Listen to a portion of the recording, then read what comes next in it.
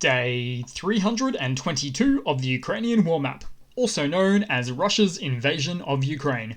Juzzy here, and today is another update as I take that simplified and down-to-earth approach to some of the most important happenings on the ground in Ukraine. And as always, I'll start off with the Russian military losses as we take a look at, or really continue to take a look at, the exhaustion of the Russian forces. And currently, Russia is sitting on approximately 112,960 military personnel losses. And that is it represents a 490 military personnel loss increase over the past 24 hours. Then we'll take a look at the hardware losses for the Russian forces in the last day. So armored combat vehicles, an additional 5, tanks 10, artillery 5. There also was 3 multiple launch rocket systems that were taken out. Some people prefer this losses screen, but it doesn't give you all the data, in my humble opinion. But we'll see how we go. Now we'll move back to the map and we'll start out again in Russia, as we almost always do these days, where every day there's another fire.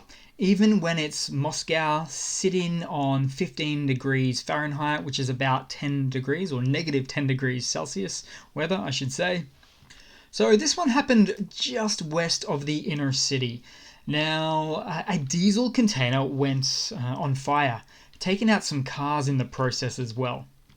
And it's always unclear if this was negligence or sabotage that are the reasons for the cause, but I guess we'll just leave that to Russia to worry about that one.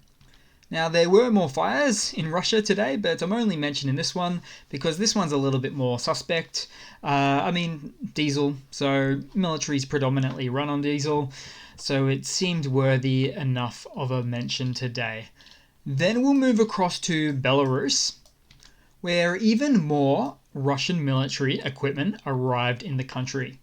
Here is the photo from Polonka, which is really southwest of Belarus.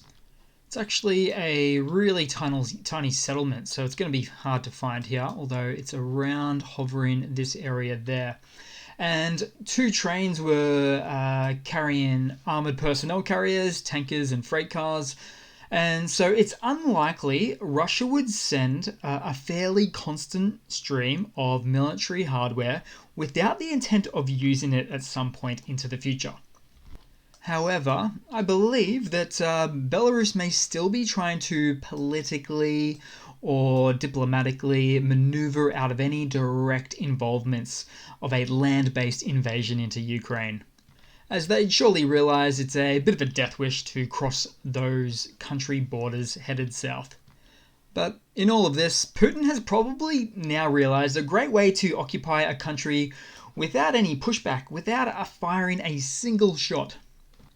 But I don't see too much concern right now still, although once Russian tanks in large numbers enter Belarus, that is the time we should officially worry more so. But too bad Russia doesn't really have many spare tanks to send there anyway. Then we'll move to Ukraine and in Kharkiv, where it gets a little bit interesting. So Russia hit a fireworks factory just northeast of the city. And it gets me wondering, will Russia use this massive explosion for their own propaganda machine? Only problem is they can't really show the footage on their state TV propaganda shows because you'll see all the fireworks. It's actually quite joyful looking, I would say. Then we'll move across into the Donbass, where there's of course never really any shortage of news at the moment. So we'll start out in, next to Dobrova. So where the AFU repelled an attack on the Kazmuna area, which, bear in mind, is just east of Dobrova there, as you can plainly see.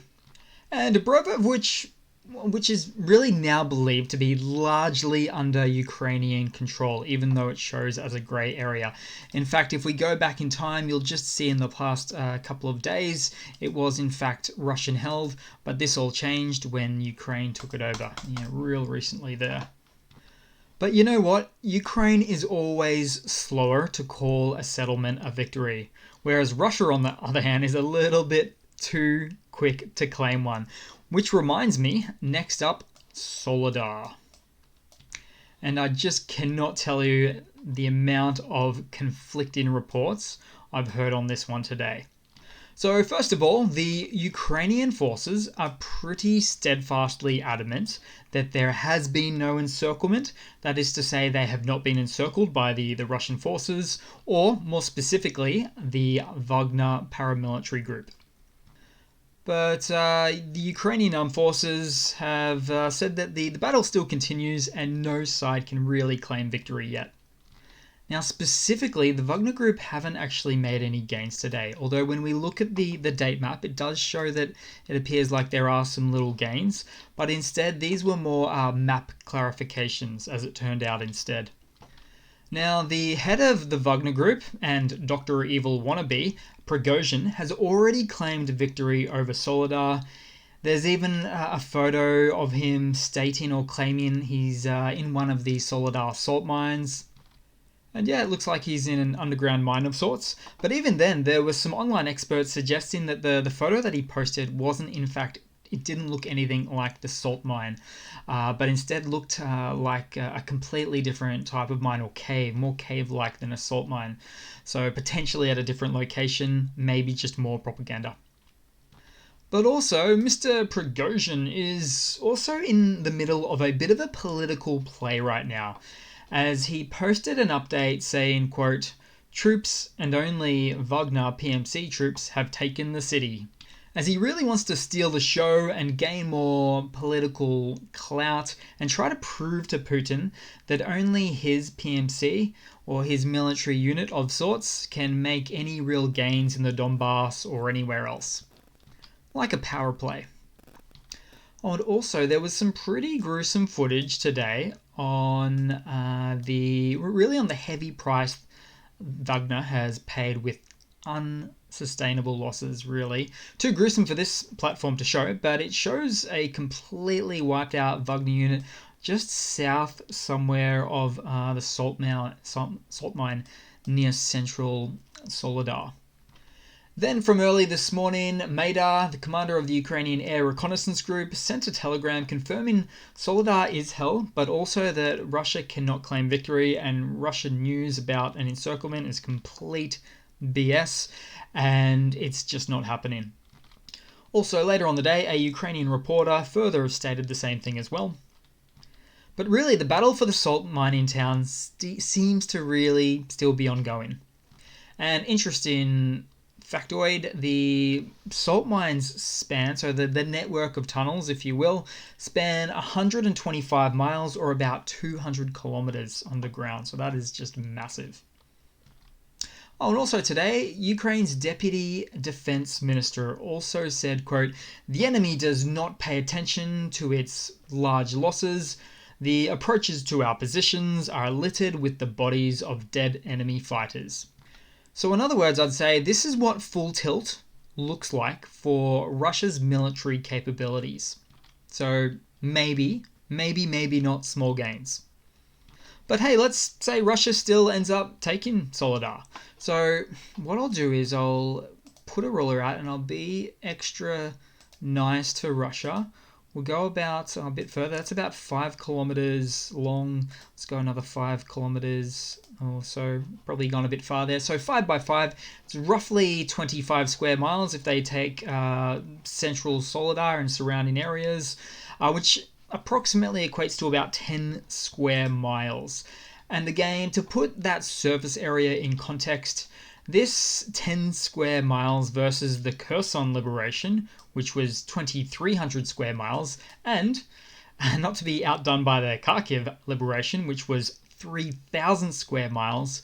So again, 10 piddly square miles. It's not exactly a muscle flex.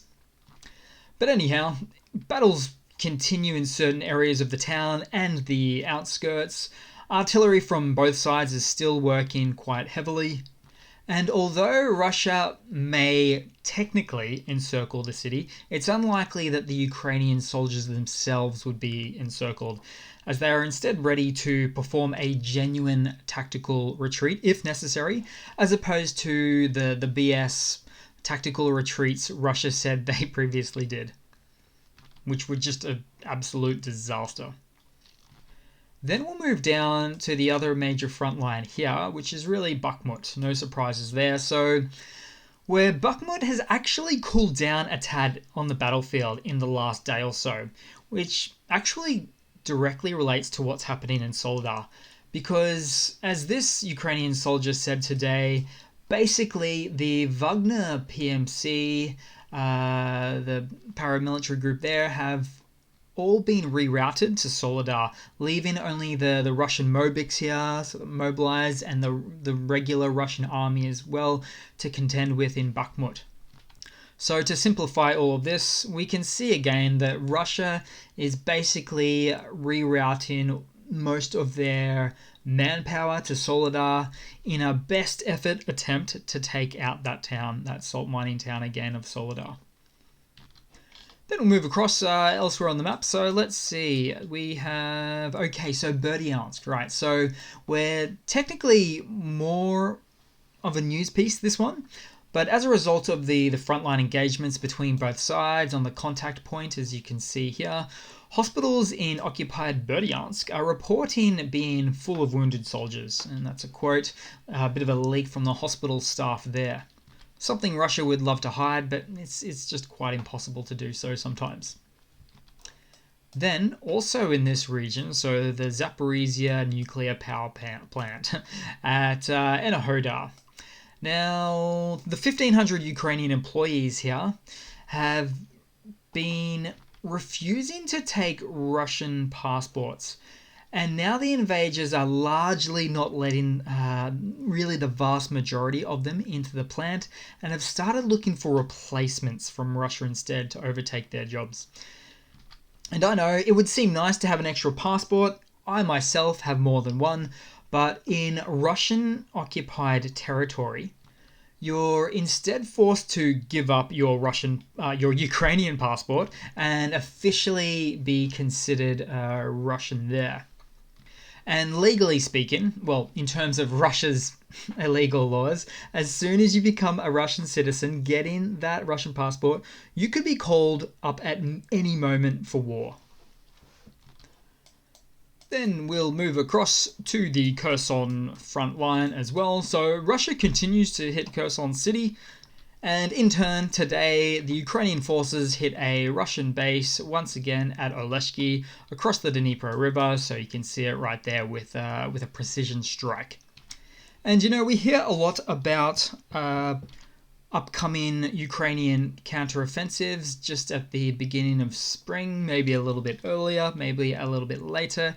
It's probably not going to be Kherson, or the Kherson Oblast here, due to the river and a bit of an amphibious component to it all and supplying the troops. I could be wrong. It's more likely, though, to be in, say, Zaporizhia or in the north, for instance, like Luhansk there as well, Svartova, those sorts of places.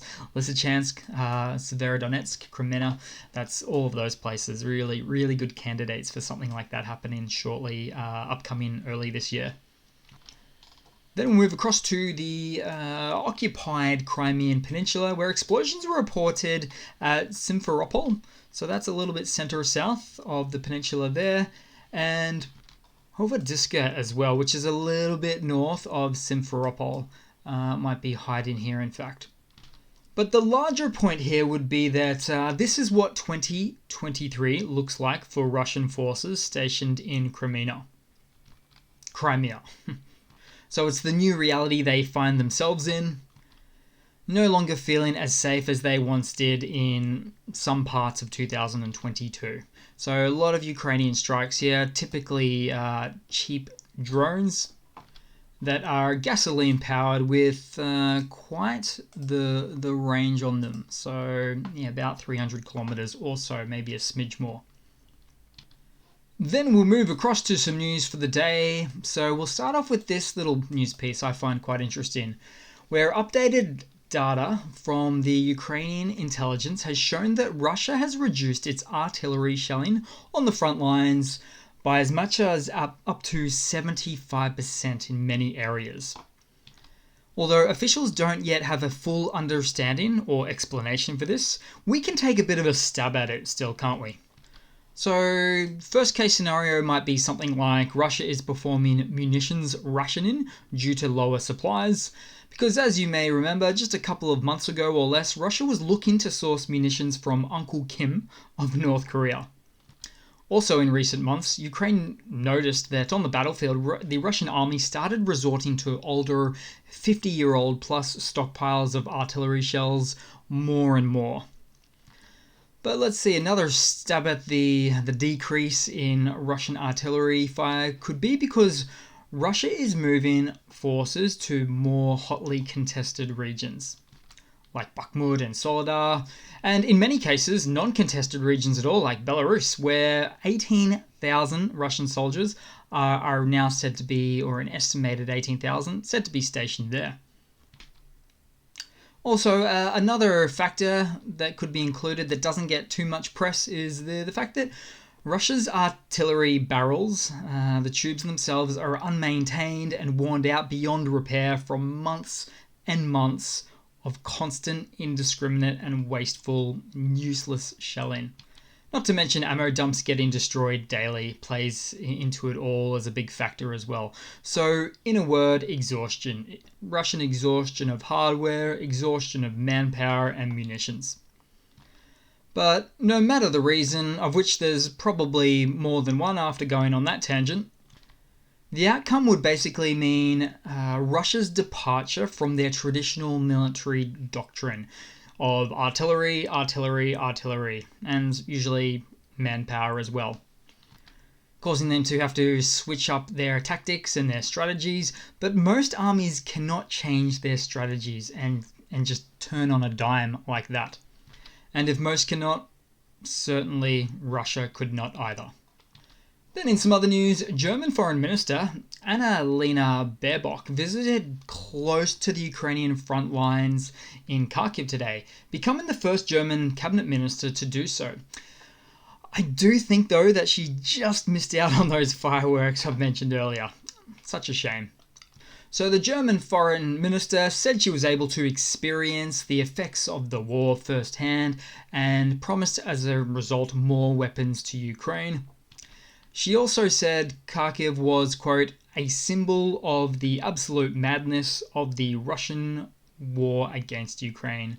See, she talks a little bit like me.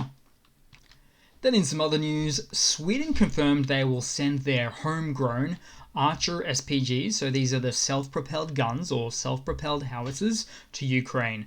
12 out of the 48 they have in total. So that is a really decent commitment from Sweden considering their numbers.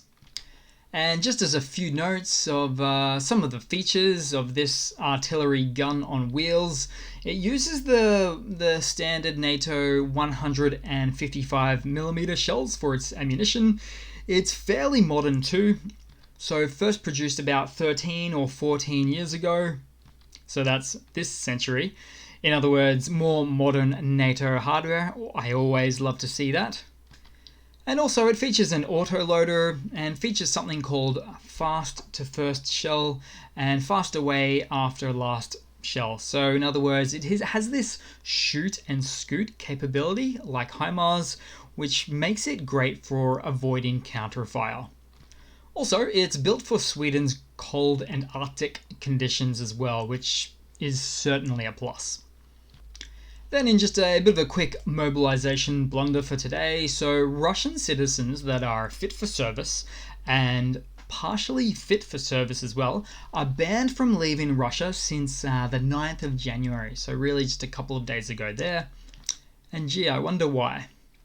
And to me, this is quite the blunder, personally, because Putin himself said it about a month ago or so, I think the first week of December, that there was no need for additional mobilization. But of course, he had to say that to calm the public down. But when he calms them down, he's actually, in effect, lying, and it's going to bite him in the bum later on.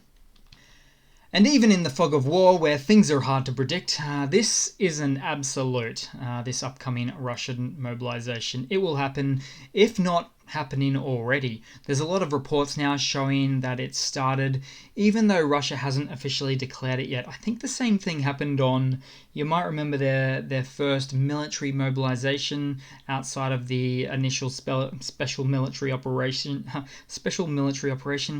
Can't he just call it a war? I really mixed that up.